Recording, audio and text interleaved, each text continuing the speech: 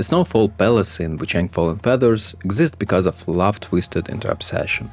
Beneath the elegance, frost magic and fox transformations of Huang Yan, known as the Mistress of the Night boss, is a grieving mother who slowly turned herself into a butcher, an alchemist, and eventually something no longer human. Her story reveals the horror behind Red Mercury and the Ancient Chisel. They do not simply corrupt the body, they corrupt the purpose of love itself. The first time I thought about Huang Yan differently was when I started seeing Snowfall Palace as an operating table. Everything inside the palace suddenly makes sense once I realized that Mistress of the Night was not hiding from the collapse of the Ming dynasty. She was walking through it. The palace wasn't built to protect beauty or nobility. It was designed to mass-produce resurrection. The mutilated women hidden in shafts, the imprisoned victims, the strange silence hanging over the palace, none of it is random. It is organized horror. Huang Yan created a system. She lured young women from Cloudspire City with promises of wealth for their families, then harvested parts of her bodies in pursuit of what she called the perfect bride. Perfect bride is not the language of a grieving mother. It is the language of someone who has begun treating human beings like materials. And yet the tragedy of Mistress of the Night is that her motivations didn't begin with cruelty. At the center of all this horror is Fang Ling, a tortured young woman Huang Yan desperately tried to revive. But even that resurrection had another hidden purpose. The bride was never meant to exist alone. Lore fragments imply Huang Yan intended Fang Ling to marry her dead son, in some supernatural reconstruction of the family she lost. That detail transformed the entire story from simple madness into emotional decay for me. Huang Yan didn't wake up evil one morning. She crossed lines one at a time until she no longer recognized the difference between healing and mutilation. That is why every room in Snowfall Palace carries the feeling that something sacred has been replaced by process. Human life became experimentation, love became assembly, and the worst part is that Huang Yan genuinely believed she was saving people. Souls-like games often hide tragedy behind mystery, but Huang Yan's story feels different because the horror becomes physical. The perfect bride is not symbolic, it exists, and when the resurrection finally succeeded, the result is one of the most disturbing concepts in Wuchang Fallen Feathers. A two-headed monstrosity born from Red Mercury, body stitching and failed divinity. That creation says a lot about the world of Wuchang. Mistress of the Night successfully brought Fang Ling back to life, but the process didn't restore humanity. Instead, the power of the Ancient Chisel and Red Mercury merged flesh, consequences and mutation into something unstable. One head remained the original Fang Ling, the other became the entirely new one, created through corruption and experimentation. Most stories warn about forbidden power. Huang Yan's storyline goes further, by showing what happens when forbidden power actually works. That is what makes her terrifying. She is not a failed scientist, she succeeded. The monster exists because her methods produced results. Suddenly, Red Mercury is not just another magical plague substance. It becomes temptation. If resurrection is possible, even in that horrific form, then every desperate person in this dying world has a reason to chase it. The design of Bride reflects the corruption perfectly. The creature is not random body horror, it is assembled grief. Every stitched piece represents Huang Yan refusing to let death remain final. The implication involving her son makes the story even darker.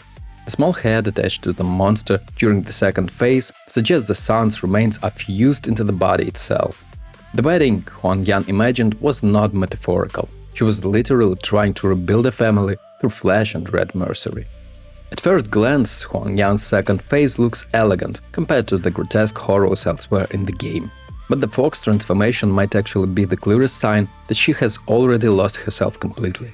Unlike ordinary victims of the feathering disease, Mistress of the Night retains control. Most people touched by corruption become mindless monsters, but Huang Yan learned to weaponize the transformation instead, which somehow feels even worse. Her connection to the Ancient Chisel explains part of it. The artifact allows humans to channel skyborn might, tying them to the ancient avian civilization and its animalistic powers. But Mistress of the Night pushes this ability beyond survival. She engineers it. She doesn't merely cast magic, she constructs it through experimentation. The fox scarf around her shoulders becomes one of the most fascinating details in the entire boss fight, once I've understood the lore behind it. It is not decoration, it functions like a spirit vessel, a conduit tied to her frost abilities and spectral fox form. All her gestures during combat started to feel intentional. Every movement over the scarf becomes a reminder that her power is artificial, carefully cultivated through madness, Red Mercury refinement, and spiritual manipulation. Most monsters in Wuchang lose their humanity violently. Huang Yan maintains elegance. She remains graceful, composed, almost regal. But that control is exactly what reveals the depth of her corruption, because she actually adapted to madness. Mistress of the Night speaks, fights, and moves like someone convinced she has transcended ordinary morality. The fox form becomes a visual representation of that belief. She no longer sees herself as a human, bound by human limitations or ethics. She sees herself as something elevated. And Red Mercury rewards that delusion. Fox spirits in Chinese folklore are often associated with illusion, seduction, and spiritual manipulation. Huang Yan embodies all of this. She lures victims with promises. She hides brutality beneath beauty. She transforms grief into spectacle. The fox form is her true self, finally surfacing. The deeper I looked into Mistress of the Night story, the more it stopped feeling like a side tragedy and started feeling like the central warning of the Wuchang game. Huang Yan is not just a villain, she's a preview of what Wuchang could become. That idea is what elevates this boss fight beyond simple lore exposition. Both women are driven by desperation, both are tied to the Ancient Chisel, both are trying to resist destruction in a collapsing world consumed by feathering. The difference is where they draw the line. Wuchang's journey revolves around survival, memory, and the search of answers surrounding Bai Yu and the plague. Huang Yan once likely believed she was pursuing something equally noble, but somewhere along the way her fear of loss became permission to violate everything around her. That progression matters because the game constantly tempts Wuchang with similar power. Red Mercury offers shortcuts, the Chisel offers control, resurrection appears possible. Huang Yan proves all of these temptations come with a hidden price, the destruction of empathy. On the surface, Wuchang fights Huang Yu to retrieve the Jade Ancient Chisel and stop horrors inside Snowfall Palace. Mechanically, she is blocking progression. Narratively, Huang Yan serves as a mirror. She represents devotion stripped of restraint. Most people don't become monsters because they hate someone. They become monsters because they convince themselves the outcome justifies the sacrifice. Huang Yan sacrificed strangers to preserve love. And eventually she sacrificed herself too. Even Honglang imprisonment reinforces this theme. Huang Yan steals the chisel from the Imperial Guard commander not simply for power, but because she believes her mission overweights everything else. By the time Wuchang arrives, Huang Yan has already crossed a lot of moral boundaries. Kidnapping, imprisonment, and experimentation feels ordinary for her. That emotional numbness is the true final form of corruption in Wuchang.